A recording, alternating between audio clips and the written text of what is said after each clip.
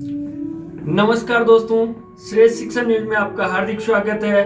आज हम लोग राजस्थान जीके की श्रृंखला में जानने वाले हैं कि कौन से जिले के आधुनिक नाम किस आधार पर है और क्या है। तो नमस्कार दोस्तों, आपने सही जगह क्लिक किया कि अपन राजस्थान के जिलों के आधुनिक नाम। तो यहाँ पे लिखिए क्या लिखना है, राजस्थान के जिलों के आधुनिक नाम।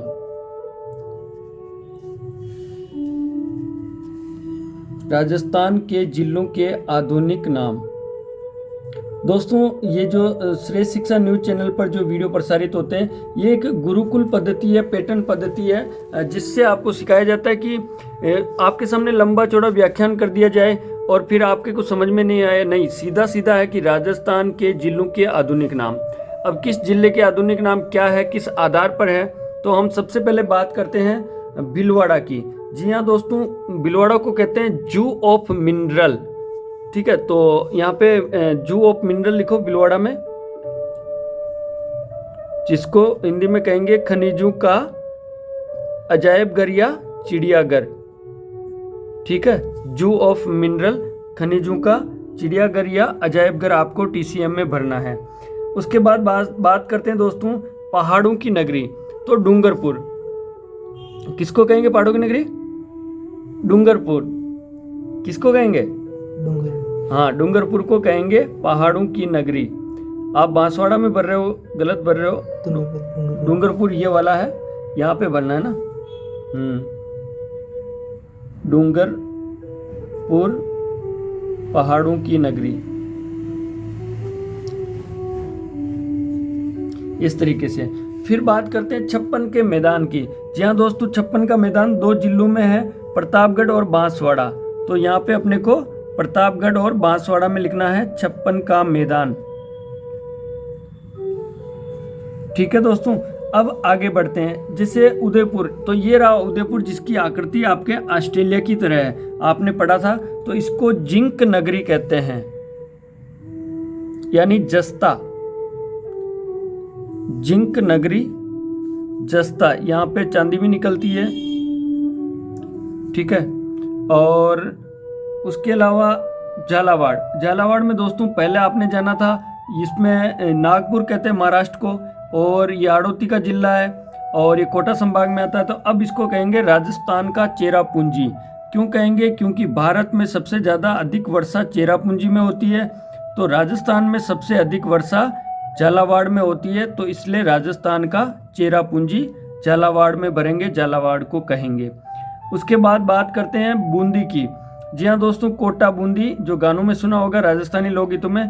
तो बावड़ियों का शहर, वहाँ पे बावड़िया बहुत है, और ये बावड़ियों का शहर, ये बावड़ियों का क्या है कि बावड़िया सीधा नद समतल जाकर कुएं अंदर होते, बावड़ियों के अंदर तिरछे जाया जाता है, फिर वहाँ से कुएं से पानी भरा जाता है। फिर आपके आता है करौली। करौली में केला देवी का मंदिर है, तो डांग की रानी कहा जाता है।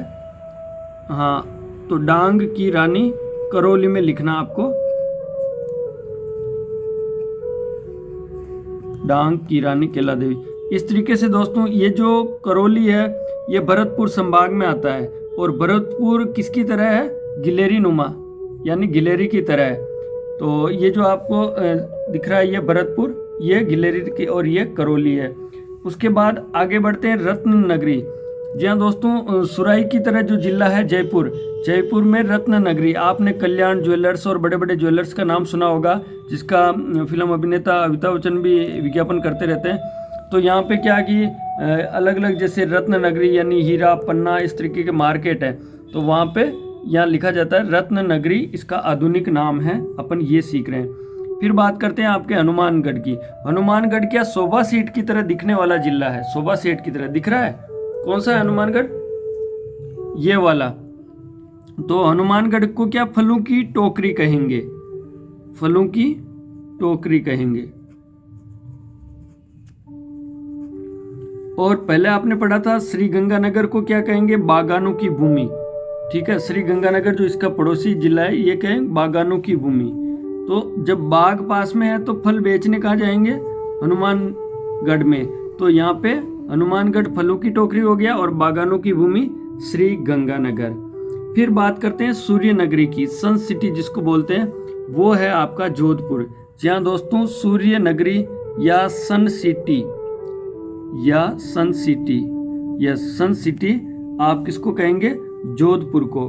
फिर दोस्तों इसी में आगे बढ़ते हैं अपन कि कौन कौन से जिले में खास खास चीज़ें क्या है, और ये कितने नाम हो गए टोटल आपके,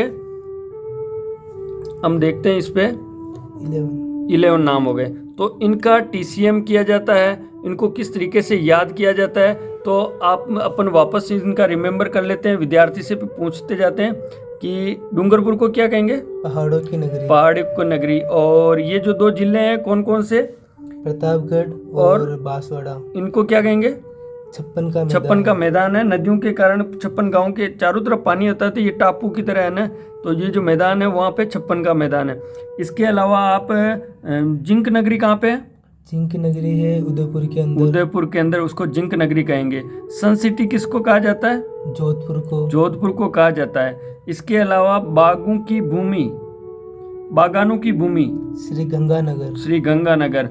और फलों की टोकरी हनुमानगढ़। और रत्न नगरी किसको कहा जाता है? जयपुर को। पेन से बताते हुए समझाइए। रत्न नगरी जयपुर को कहा जाता है। और डांग की रानी करौली को केला देवी को कहा जाता है। और बावड़ियों का शहर बूंदी। और राजस्थान का चेरापूंजी झालावाड़ को क्यों कहा जाता है? क्योंकि भारत के अंदर चेरापूंजी में सबसे अधिक बारिश होती है और राजस्थान के अंदर झालावाड़ में सबसे अधिक बारिश होती है, तो झालावाड़ को चेरापूंजी कहा जाता है। अच्छा, अजमेर संभाग में कौन कौन से जिले आते हैं? पुरानी बातें याद कर लेते हैं। अजमेर संभाग के अंदर नागौर, अजमेर, भीलवाड़ा और टोंक, ये 4 जिले। इसके अलावा बात करते हैं हम लोग कि जू ऑफ मिनरल, जो भीलवाड़ा को कहा गया है, तो ये खनिजों का चिड़ियाघर है, ठीक है। और राजस्थान का सबसे मध्य जिला कौन सा है? मध्यवर्ती जिला नागौर है और हृदय कहा जाता है अजमेर को हृदय कहा जाता है। इसके साथ ही पहला ऐसा जिला जो सबसे क्षेत्रफल की दृष्टि से सबसे बड़ा हो, जैसलमेर। क्षेत्रफल का दृष्टि से ये सबसे बड़ा जिला।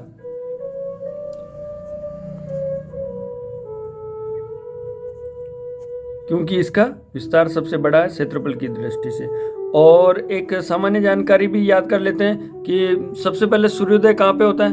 सूर्योदय होता है धौलपुर में। टच करके बताएं कहाँ पे हो रहा है? यहाँ पे। और सबसे अंत में सूर्यास्त होता है जैसलमेर में। अच्छा, और इसके अलावा ब्रह्मा जी का एकमात्र मंदिर कहाँ पे है? ब्रह्मा जी का एकमात्र मंदिर पुष्कर के अंदर है, जो अजमेर में है। हाँ, यहाँ पे पुष्कर में है, जो कि अजमेर में है।